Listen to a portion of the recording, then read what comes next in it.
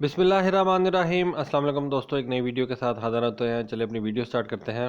Monday वाले दिन Israel की एयरफोर्स की तरफ से एक अनाउंसमेंट की जाती है जिसमें यह बताया जाता है कि इजराइल ने लबनान की एयर स्पेस से एक फायर किया जाने वाला surface to air missile intercept किया।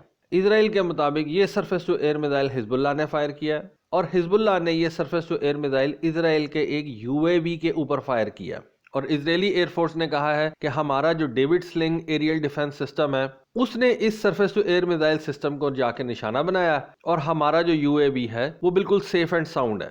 बल्कि हिजबुल्लाह का जो सरफेस टू एयर मिसाइल था हमने उसी को तबाह कर दिया अपना surface to air missile system इस्तेमाल करते हुए। खैर ये भी एक अजीब सा वाकया है जिसमें एक सरफेस टू एयर मिसाइल दूसरे surface to air missile system को तबाह कर रहा है। वैसे कैसी बात है, इससे पहले कभी आपने शायद ही सुना हो। अगर सुना तो शेयर जरूर कीजिएगा, मैं इसको जरूर चेकआउट करूंगा। खैर ये इजराइल का क्लेम है और इजरायलीज का कहना यह है कि हमारा जो यूएवी है वो बिल्कुल सेफ एंड साउंड है, उसको कोई मसला नहीं हुआ और हमारे एसेट जो है वो इंटैक्ट है। लेकिन हिजबुल्लाह के मुताबिक इजरायलीज ने सिर्फ एक सरफेस टू एयर मिसाइल जो है उसको इंटरसेप्ट किया और जैसे ही इजरायलीज ने एक surface to air missile system को इंटरसेप्ट किया, हिजबुल्लाह वालों ने अपनी लेबनीज टेरिटरी से एक दूसरा surface to air missile system launch किया और उस सरफेस टू एयर मिसाइल ने इजराइल के इस यूएवी को तबाह कर दिया। लोकल खबरों के मुताबिक इजराइल का जो ये ड्रोन सिस्टम तबाह किया गया है ये बेसिकली एक हर्मिस 450 किस्म का ड्रोन था। इजरायलीज इस हर्मिस ड्रोन को बहुत देर से इस्तेमाल करते चले आ रहे हैं और एक ड्रोन को गिराने के लिए हिजबुल्लाह को 2 मिसाइल फायर करने पड़े। जब ये खबर मेरी नज़रों के सामने से गुजरी तो मैंने सोचा कि हिजबुल्लाह की surface to air missile system के ऊपर थोड़ी सी नज़र दौड़ानी चाहिए और उसको देखना चाहिए कि हिजबुल्लाह के पास किस किस किस्म के surface to air missile system जो है वो मौजूद हैं। अब जैसा कि आपको पता है कि surface to air missile systems जो होते हैं उनके अंदर गन्स भी होती हैं, उनके अंदर मिसाइल्स भी होते हैं। तो आज हम जितने भी हिजबुल्लाह के पास इस तरह के वेपन्स हैं जो किसी भी एरियल सिस्टम को शॉट डाउन करने के लिए हिजबुल्लाह इस्तेमाल करता है उनके ऊपर बात करेंगे। तो सबसे पहले तो गन्स के ऊपर बात कर लेते हैं। जो सबसे पहले इस वक्त एक गन मौजूद है वो है AZP-S60। ये 1950s के अंदर सोवियत यूनियन ने तैयार की थी। 50s के अंदर आपको पता है कि वर्ल्ड वॉर 2 जो है वो रिसेंटली खत्म हुई थी, जहाज बहुत ज़्यादा तेज़ नहीं होते थे, तो इन गन्स के ज़रिए से फाइटर जेट्स को शॉट डाउन कर लिया जाता था।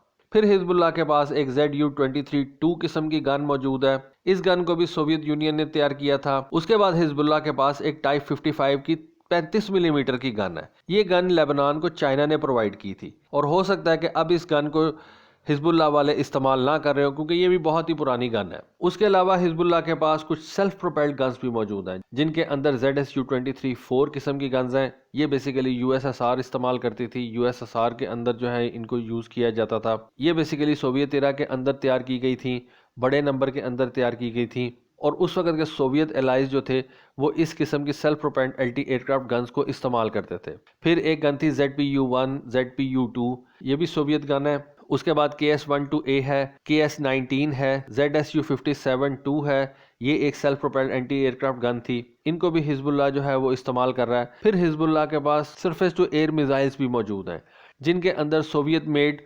SA-7, SA-14, SA-16 और ये सारे के सारे surface to air missile system MANPADS हैं। जिस तरह के आपको पता है कि स्टिंगर मिसाइल्स होते हैं, शॉर्ट रेंज वाले मिसाइल्स होते हैं, लो लेवल के एयरक्राफ्ट को हिट करने के लिए इस्तेमाल किए जाते हैं या हेलीकॉप्टर्स को हिट करने के लिए इनको यूज़ किया जाता है। इनकी रेंज तकरीबन 3 से 4 किलोमीटर से ज़्यादा नहीं होती। ये जो SA-16 है इसकी रेंज के बारे में बताया जाता है कि इसकी रेंज तकरीबन 5 किलोमीटर से थोड़ी सी ऊपर है, लेकिन 3 से लेकर 5 किलोमीटर तक की रेंज के ये मिसाइल्स होते हैं और ये ज़्यादातर हेलीकॉप्टर्स के खिलाफ इस्तेमाल किए जाते हैं या लो लेवल फ्लाइंग करते हुए क्लोज एयर सपोर्ट के जहाज़ों के लिए जो है वो यूज़ किए जाते हैं।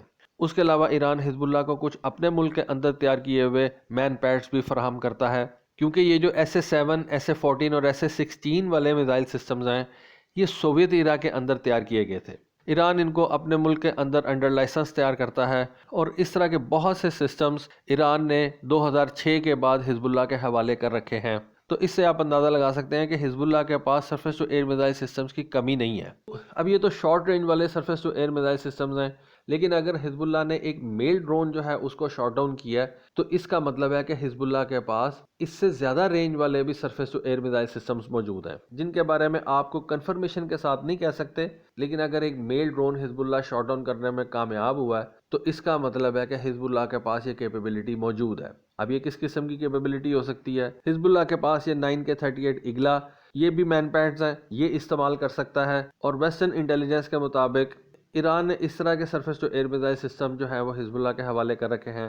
اس کے علاوہ ایران کا اپنا بنا ہوا مساک 2، یہ بھی ایک مین پیڈ ہے، اس کو بھی ایران نے حزب اللہ کے حوالے کر رکھا ہے۔ کچھ انٹیلیجنس رپورٹس کے مطابق حزب اللہ آپریٹیوز نے SA-2 اور SA-8 surface to air missile systems کے اوپر ٹریننگ جو ہے وہ حاصل کر رکھی ہے۔ اب یہ میزائل سسٹم حزب اللہ کے پاس موجود ہے یا نہیں، ان کے بارے میں کنفرمیشن سے کچھ نہیں کہا جا سکتا، لیکن انٹیلیجنس رپورٹس یہ کہتی ہیں کہ سیریا نے یہ ٹریننگ حزب اللہ مجاہدین کو جو ہے وہ دے رکھی ہے، اور اگر ٹریننگ دے رکھی ہے تو اس سے آپ یہ اندازہ لگا سکتے ہیں کہ ہو سکتا ہے کہ کچھ ان میزائلز کے یونٹس جو ہیں وہ حزب اللہ کے حوالے کیے گئے ہوں۔ یہ بڑے زبردست قسم کے میزائلز ہیں، خاص طور پہ یہ جو SA-8 surface to air missile system ہے، یہ تو ایک روڈ موبائل اچھا خاصا میزائل ہے جو کہ کسی بھی فلائنگ آبجیکٹ کو 40,000 فٹ کی بلندی پہ بھی نشانہ بنا سکتا ہے، اور اس کی رینج بھی اچھی خاصی ہے، تقریباً 15 کلومیٹر دور سے یہ اپنے ٹارگٹ کو نشانہ بنا سکتا ہے۔ تو یہ جو میل ڈرونز ہوتے ہیں، جس طرح کہ یہ ہرمیز ڈرون ہے جو اسرائیلیز استعمال کرتے ہیں، یہ اتنے ہی الٹیچیوڈ کے اوپر جا کے تو آپریٹ کرتے ہیں،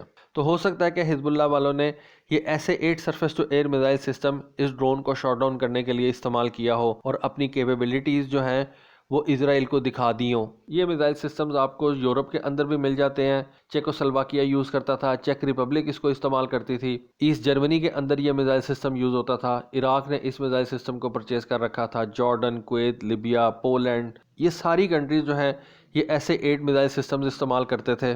تو آپ کہہ سکتے ہیں کہ اس طرح کے میزائل سسٹمز آج بھی بلیک مارکیٹ کے اندر اویلیبل ہوں گے۔ اب یہ تو ایسا کچھ نہیں، یہاں تک خبریں ہیں کہ ایک دفعہ SA-17 surface to air missile system کی شپمنٹ لبنان جاری تھی، حزب اللہ کے لیے ڈیفینیٹلی جاری ہوگی، تو اس شپمنٹ کو اسرائیلی ایئر سٹرائکس کے اندر جو ہے وہ تباہ کر دیا گیا۔ ڈیفینیٹلی اسرائیلیز کو انٹیلیجنس رپورٹ آ گئی ہوگی، انہوں نے اس SA-17 surface to air missile system کی جو کنسائنمنٹ تھی اس کو ڈیٹیکٹ کیا اور حزب اللہ کے ہاتھوں میں پہنچنے سے پہلے ہی تباہ کر دیا۔